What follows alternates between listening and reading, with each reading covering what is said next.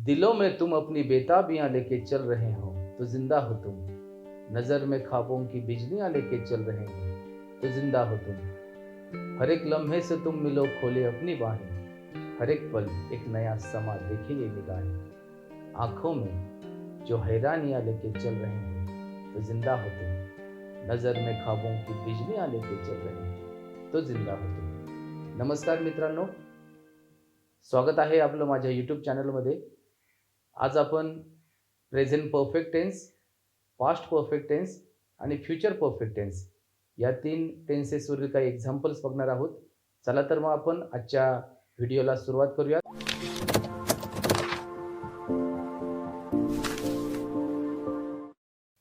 Present perfect tense structure आहे subject, have किंवा has, V3. Example बघूयात. I have played. I have played. मी खेळलो आहे. पास्ट परफेक्ट टेन्स स्ट्रक्चर आहे subject, had, V3. I had played yesterday. I had played yesterday.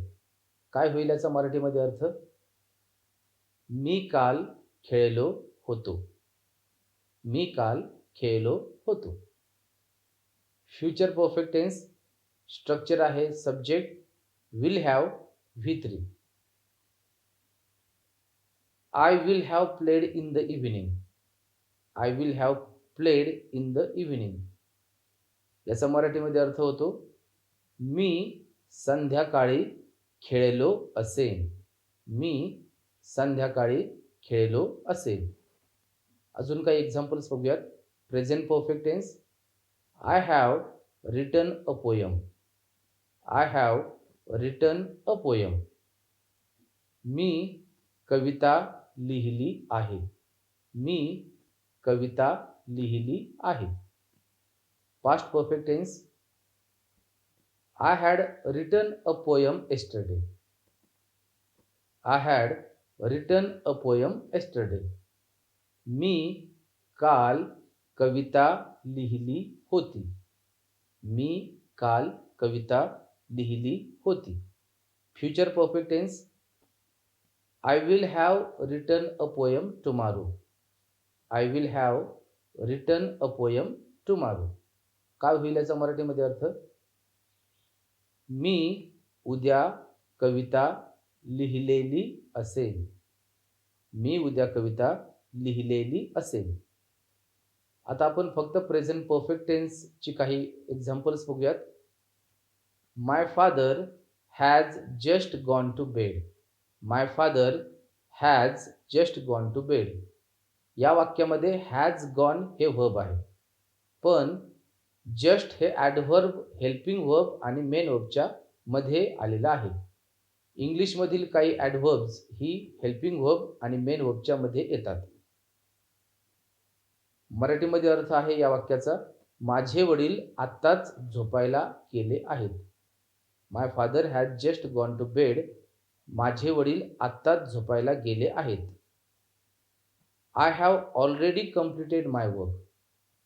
I have already completed my work. मी अगोदरच माझे काम पूर्ण केले आहे.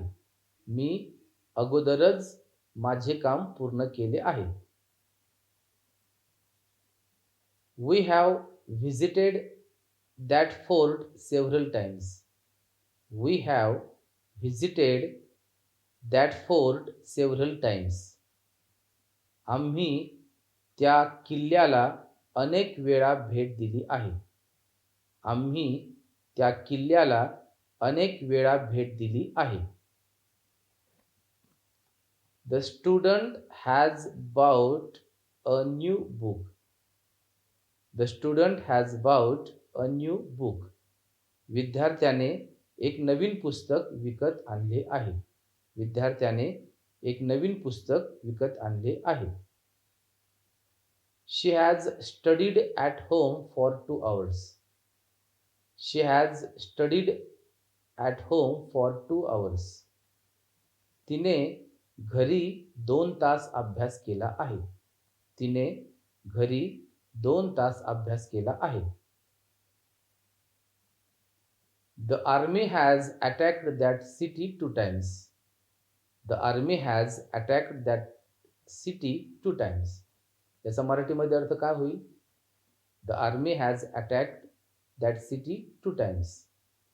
आर्मीने त्या शहरावर 2दा आक्रमण केले आहे. आर्मीने त्या शहरावर 2दा आक्रमण केले आहे. His father has worked in Hyderabad for a long time. His father has worked in Hyderabad for long time. त्याच्या वडिलांनी हैदराबादमध्ये खूप काळ काम केलेले आहे. त्याच्या वडिलांनी हैदराबादमध्ये खूप काळ काम केलेले आहे. I have told you that you should not waste your time. I have told you that you should not waste your time. मी तुला सांगितले आहे की तू तुझा वेळ वाया घालवू नकोस. मी तुला सांगितले आहे की तू तुझा वेळ वाया घालवू नकोस. He has worked as an engineer for 2 years. He has worked as an engineer for 2 years. त्याने इंजिनियर म्हणून 2 वर्षे काम केले आहे. I have met Suresh recently. I have met Suresh recently. मी अलीकडेच सुरेशला भेटलेलो आहे.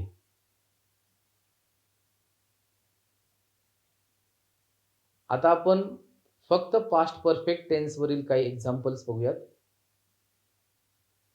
I had practiced the songs before the program started. या वाक्यामध्ये 2 व्हर्ब्स अंडरलाईन केलेले आहेत. हॅड प्रॅक्टिस्ड आणि दुसरा आहे started. Had practised, had plus V3, तर हे व्हर्ब आहे पास्ट परफेक्ट टेन्समध्ये. आणि दुसरं व्हर्ब आहे स्टार्टेड V2, ते आहे सिंपल पास्टमध्ये. नियम असा आहे, भूतकाळामध्ये जेव्हा 2 घटना घडतात, भूतकाळामध्ये जेव्हा 2 घटना घडतात, एक घटना अगोदर घडलेली असते आणि दुसरी घटना त्या घटनेच्या नंतर घडलेली असते. जी घटना अगोदर घडलेली असते ती घटना पूर्ण भूतकाळामध्ये लिहितात आणि जी घटना नंतर घडलेली असते ती घटना साध्या भूतकाळामध्ये लिहितात. या वाक्याकडे जर आपण बघितलं तर 2 घटना या वाक्यामध्ये घडलेल्या दिसतात. एक घटना आहे प्रॅक्टिसची आणि दुसरी घटना आहे स्टार्टची. तर कोणती घटना अगोदर घडलेली असेल? हॅड प्रॅक्टिस्ड म्हणजे ही घटना अगोदर घडली आणि स्टार्टेड ही घटना नंतर घडली. याचा मराठीमध्ये अर्थ होतो, कार्यक्रम सुरू होण्याच्या अगोदर मी गाण्यांचा सराव केला होता. I had written articles on various topics before he came. I had written articles on various topics before he came. तो येण्याच्या अगोदर मी अनेक विषयांवर लेख लिहिले होते. He had studied in the library before he came to the class. He had studied in the library before he came to the class. तो वर्गात येण्या अगोदर त्याने ग्रंथालयात अभ्यास केला होता. I came here after you had left. I came here after you had left. तू गेल्यानंतर मी इथे पोहोचलो. तू गेल्यानंतर मी इथे पोहोचलो. He slept late because he had worked all night. He slept late because he had worked all night. तो उशिरा झोपला कारण त्याने रात्रभर काम केले होते. तो उशिरा झोपला कारण त्याने रात्रभर काम केले होते. The train had left when I arrived at the station. The train had left when I arrived at the station. जेव्हा मी स्टेशनवर पोहोचलो तेव्हा ट्रेन गेली होती. The match had finished when I reached the stadium. The match had finished when I reached the stadium. जेव्हा मी स्टेडियमवर पोहोचलो तेव्हा सामना संपलेला होता. I had completed the work before he came home. I had completed the work before he came home. जेव्हा तो घरी आला तेव्हा मी काम पूर्ण केले होते. She had cleaned the room when I got home yesterday. She had cleaned the room when I got home yesterday. जेव्हा मी काल घरी पोहोचलो तेव्हा तिने रूम स्वच्छ केली होती. आता आपण फ्युचर परफेक्ट टेन्सचे काही एक्झाम्पल्स बघूयात. I will have finished my homework by dinner time. I will have finished my homework by dinner time. जेवणाच्या वेळेपर्यंत मी माझा होमवर्क पूर्ण केला असेल. जेवणाच्या वेळेपर्यंत मी माझा होमवर्क पूर्ण केला असेल. By next summer they will have built the bridge. By next summer they will have built the bridge. काय होईल याचा मराठीमध्ये अर्थ? पुढील उन्हाळ्यापर्यंत त्यांनी पूल बांधलेला असेल. By June she will have finished her project. By June she will have finished her project. जून पर्यंत तिने तिचा प्रकल्प पूर्ण केला असेल. जून पर्यंत तिने तिचा प्रकल्प पूर्ण केला असेल. By 8 p.m. tonight he will have studied the English tenses. By 8 p.m. tonight he will have studied the English tenses. आज रात्री 8 वाजेपर्यंत त्याने इंग्लिश काळ अभ्यासलेले असतील. I will have finished my work when you arrive. I will have finished my work when you arrive. जेव्हा तू येशील तेव्हा मी माझे काम पूर्ण केले असेल. We will have returned home by 5 o'clock. We will have returned home by 5 o'clock. 5 वाजेपर्यंत आम्ही घरी परतलेलो असू. The rain will have stopped before we reach home. The rain will have stopped before we reach home. आम्ही घरी पोहोचण्याच्या अगोदर पाऊस थांबलेला असेल. By the end of the next month, I will have completed the computer course.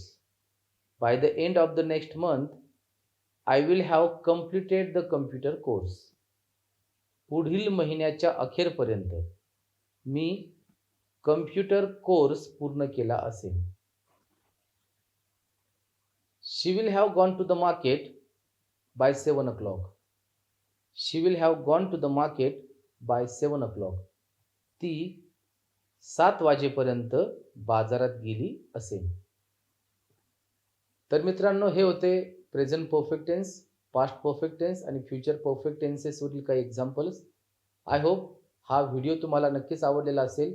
यापूर्वीचे video देखील आपण पुन्हा पाहू शकता. उजव्या कोपऱ्यामध्ये आय बटन दिलेलं आहे किंवा खाली डिस्क्रिप्शन बॉक्समध्ये त्या व्हिडिओची लिंक दिलेली आहे. ते सर्व व्हिडिओज पुन्हा पुन्हा पहा. वहीमध्ये एक्झाम्पल्स लिहून काढा. आपल्या मनाने सुद्धा काही एक्झाम्पल्स तयार करा. इंग्लिशमधील प्रत्येक टॉपिकवर आम्ही व्हिडिओज बनवणार आहोत. म्हणून आजच या चॅनलला सबस्क्राईब करा, नोटिफिकेशन बेल ऑन करा. व्हिडिओ जर आपल्याला आवडला असेल तर नक्की लाईक करा, कमेंट करा आणि जास्तीत जास्त शेअर करा. पुन्हा भेटूयात पुढील व्हिडिओमध्ये. तोपर्यंत काळजी घ्या. नमस्कार.